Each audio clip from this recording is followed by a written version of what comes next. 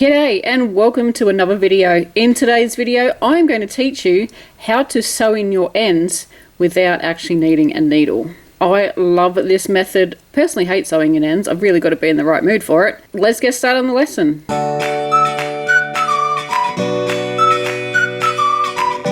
Today I just have a granny square. This is going to work on any project. This weaving in, sewing in, crocheting in method I use it especially when I'm doing a double crochet, but it would work with any stitch. It's just the same method, you're just using a different stitch. Regular granny square, I'm just making a bucket hat. If you want to have the tutorial for that, it will pop up in the corner just here. Today I am using some Hobbi yarn. This is a 100% cotton yarn and it is lovely. It's lovely and soft, and as you can see it has great stitch definition. This comes in a rainbow pack. I will also put the link for you in the description box below, and if you make a purchase via this link, I do make a small commission and that helps keep these videos coming out for you. So I've already had this yarn pulled out because I'd already started crocheting on that, and then I thought, why don't I teach you how to do this? Now I don't know if anyone else has taught this method before.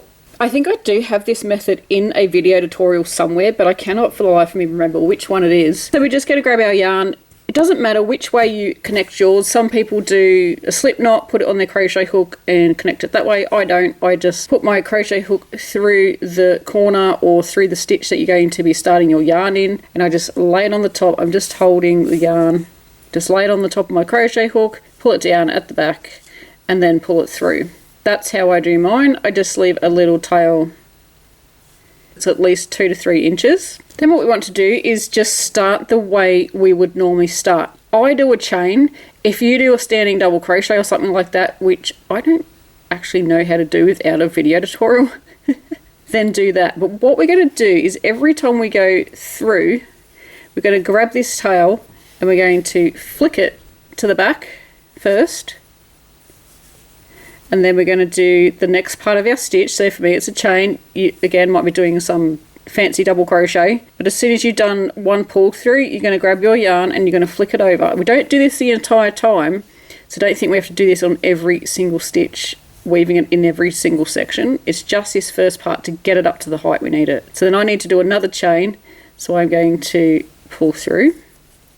My yarn's at the back. So now this little piece of yarn is at the height of the top of our stitches that we're going to be working. So now just drop the yarn at the back and complete your first stitch. I'm using a double crochet. It may be a single crochet, it doesn't matter. But just continue on until you have the last pass or the last lot of loops before you grab your yarn, pull it through and finish off your stitch. We're going to grab our yarn and we're going to pull it to the front. If yours needs to go to the back, then put it to the back, just depending on what stitch you did. And then complete your stitch. So I need to do, this is a granny square, I need to do 3 double crochets in the corner, so I'm going to do that. So that's, I don't know if that was the front or the back, it doesn't really matter as long as it's getting trapped in that last part of the stitch. So I'm going to do my stitch. And then I would just grab that yarn and pull through these 2 loops to finish off, but instead we're going to flick it to the back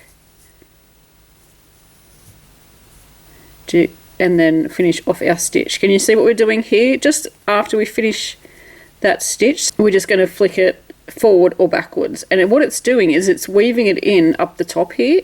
You can't even see it, especially if it's the same color as the yarn that you're working. So now I need to do a chain, so what I'm going to do is I'm going to bring this end, if I can find it, I'm going to bring that to the front.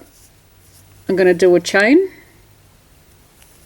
I'm going to bring it to the back. I'm going to do another chain because I do 2 chains in my corner. And I'm just going to keep going until that thread runs out. So I'm going to do a double crochet. Before I finish off my stitch, I'm going to pull it to the front. Finish off my stitch. Then I'm going to continue with my pattern, so that's another double crochet, and then grab your yarn. Now I need to push it to the back. It'll get to a point where it'll be too short and then you won't be able to crochet it into the work. I think we're actually weaving it into our work because we're not actually crocheting that little bit. Might be able to get another one out of it there. and you'll see that you've only got this little bit, and you can trim that if you need to. And then we just continue on with our pattern. So for me, it's 3 double crochet. Oops, sorry about that. Not the camera. 3 double crochets in the next stitch.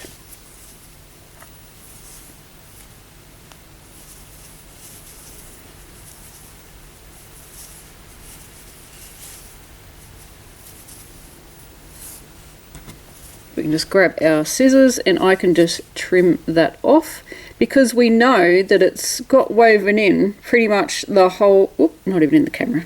Jeez, Claire, get your act together.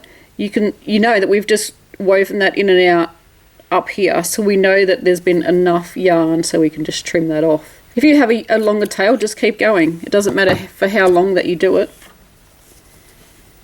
And look at that. These little tails will eventually just disappear. Let's turn it around so you can have a look. Can you even see where it is? I don't even know where it is. If it was a different coloured yarn, maybe you would see it.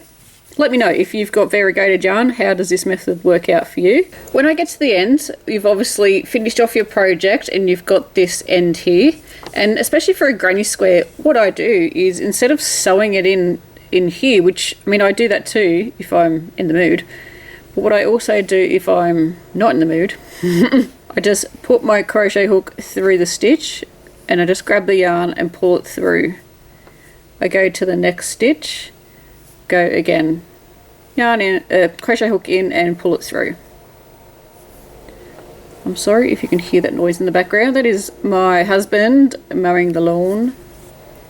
Is it spring yet? No, it's almost spring. 1st of September will be spring, and our grass is starting to grow already like crazy.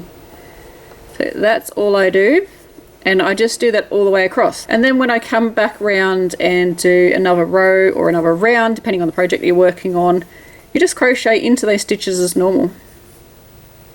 Now on the granny square, what I like to do is just, if I've got enough yarn, I'll just leave that like that. So when I come back around and crochet, I'm going to actually crochet over that end there and trap it in. But you can see there, you can hardly tell that I have woven whatever I've done there. And then that's the next round. And when you crochet around, if you look at my purple round, you cannot see where I've done it. There goes my light. Why did you turn off? Why did you turn off? Like I was saying, if you look at the purple round, you can't tell where I've done it. I'll see if I can find it.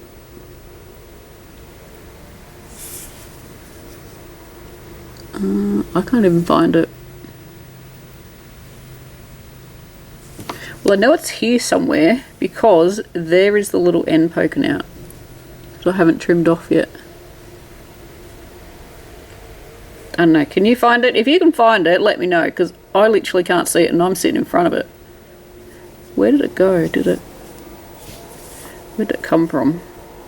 It's come from this end. Okay, so this purple ones, they have had it woven in the top like I just did the blue one. I'm going to go to the next bit. Can you tell the difference? There's like a slight difference if you really stare. If someone notices this, they are seriously too close to your project. You've got bigger issues. I reckon that is an awesome method, and I use it all the time if I remember to do it. Sometimes I forget, but love it. But I hope that's a great tip to add to your crochet toolbox. Is that a thing? I don't even know. Thank you so much for watching, and until next time, happy crochet. Bye.